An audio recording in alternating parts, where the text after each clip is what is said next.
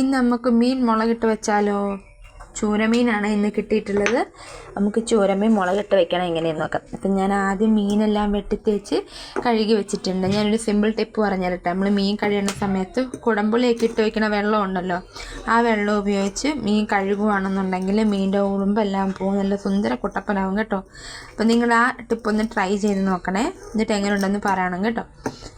അപ്പം ഞാൻ മീനെല്ലാം വെട്ടിത്തേച്ച് കഴുകി എടുത്തിട്ടുണ്ട്. പിന്നെ അതിലേക്ക് വേണ്ട സാധനങ്ങൾ: തക്കാളി, ഇഞ്ചിയും വെളുത്തുള്ളി, പച്ചമുളകും ചതച്ചത്, കറിവേപ്പില, കുടംപുളി, മുളക് പൊടി, മല്ലിപ്പൊടി, മഞ്ഞൾപ്പൊടി, എണ്ണ, കടുക്, ഉലുവ, ഉപ്പ്, ഇളം ചൂടുവെള്ളം. ഇത്രയും സാധനങ്ങൾ മതി കേട്ടോ. എല്ലാവർക്കും അറിയാമായിരിക്കും, സാധാരണ എല്ലാ വീടുകളിലും നമ്മൾ മീൻകറിയൊക്കെ വെക്കുന്നതല്ലേ. അപ്പം കുക്കിംഗ് ഒക്കെ അറിയാത്തവർക്ക് പെട്ടെന്ന് റെഡിയാക്കാൻ, ഒരു റിസ്ക്കും ഇല്ലാതെ പെട്ടെന്ന് റെഡിയാക്കി എടുക്കാൻ പറ്റുന്ന മീൻകറിയാണ് കേട്ടോ. നമുക്ക് ധൈര്യമായിട്ട് ചെയ്യാവുന്ന പോലെ. അപ്പം എങ്ങനെ ചെയ്യുന്നത് നോക്കാം. ആദ്യം ഒരു പാത്രത്തിലേക്ക് എണ്ണ ഒഴിക്കാം. എണ്ണ ഒഴിച്ചിട്ട് എണ്ണ ചൂടായി കഴിയുമ്പോഴത്തേനും ഒരു 3-4 ഉലുവ, ഒത്തിരി ഉലുവയാവില്ല കേട്ടോ, അവസാനം കയ്പ്പാവും. അപ്പോൾ ഒരു 3-4 ഉലുവ എടുക്കുക. അത് പൊട്ടി വരുന്ന സമയത്ത് എന്തെടുക്കുക, കടുക് ഇടുക.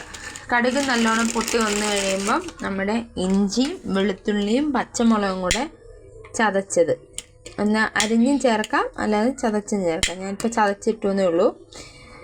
അതും കൂടി ചേർത്തിട്ട് നല്ലോണം ഒന്ന് മൂപ്പിക്കാം. നല്ലോണം മൂപ്പിച്ചതിന് ശേഷം അതിൻ്റെ പച്ച മണം പോയി കഴിയുമ്പം ഒരു തക്കാളി മതി കേട്ടോ. 1/2 കിലോ മീനേ ഉള്ളൂ, അതുകൊണ്ട് ഒരു തക്കാളി മതി. തക്കാളിയും ഒരു പിടി കറിവേപ്പില, ഒരു പിടിയല്ല, ഒരു തണ്ട് കറിവേപ്പിലയും കൂടി ഇട്ടിട്ട് നല്ലോണം ഒന്ന് മൂപ്പിച്ച് അതിൻ്റെ പച്ചമണം ഉണ്ടല്ലോ അതൊക്കെ മാറിക്കഴിയുമ്പോൾ നമ്മുടെ മസാലകൾ ചേർക്കാം. മുളക് പൊടി, മല്ലിപ്പൊടി, മഞ്ഞൾപ്പൊടി. 3 ടേബിൾ സ്പൂൺ മുളക് പൊടിക്ക് 1.5 ടേബിൾ സ്പൂൺ മല്ലിപ്പൊടി എടുക്കുക, 1 ടേബിൾ സ്പൂൺ മഞ്ഞൾപ്പൊടി എടുക്കുക. ഞാനിപ്പോൾ അങ്ങനെയാണ് എടുത്തിട്ടുള്ളത്. അതും കൂടെ ചേർത്ത് അത് നല്ലോണം ഒന്ന് മൂത്ത് കഴിയുമ്പം 1 കപ്പ് ഇളം ചൂടുവെള്ളം ഒഴിക്കുന്നതാണ് നല്ലത്. പച്ചവെള്ളത്തിനെക്കാട്ടിലും ചൂടുവെള്ളം ഒഴിക്കുന്നതാണ് ഒന്നും കൂടെ നല്ലത്. അപ്പോൾ ചൂടുവെള്ളം കൂടെ ഒഴിച്ച് അതിലേക്ക് കുടംപുളിയും ഉപ്പും കൂടി ഇട്ട് നല്ലോണം ഒന്ന് തിളയ്ക്കാൻ വയ്ക്കുക. നല്ലോണം തിളച്ച് വരുന്ന സമയത്ത് അതിലേക്ക് നമ്മുടെ മീനും കൂടി ഇട്ടിട്ട് നല്ല പോലെ പറ്റിച്ചെടുക്കുക.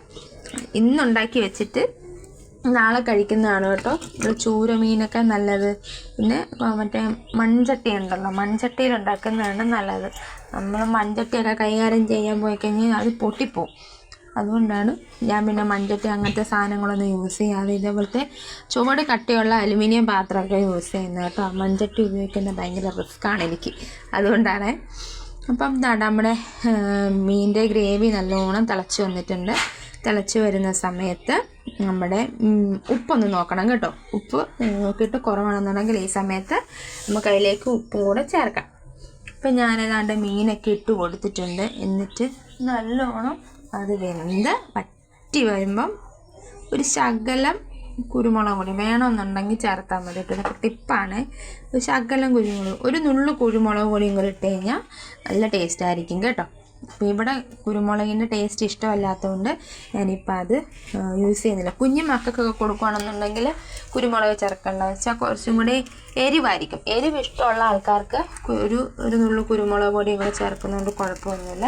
കുഞ്ഞു മക്കൾക്കൊക്കെ കൊടുക്കുമ്പം നമ്മൾ കുരുമുളക് പൊടി ചേർക്കാതിരിക്കുന്നതാണ് നല്ലത്, എരിവായിരിക്കുമല്ലോ. അപ്പം വീഡിയോ ഇഷ്ടപ്പെട്ട് കഴിഞ്ഞ് കഴിഞ്ഞാൽ ചാനൽ സബ്സ്ക്രൈബ് ചെയ്യാൻ മറക്കല്ലേ. ബൈ.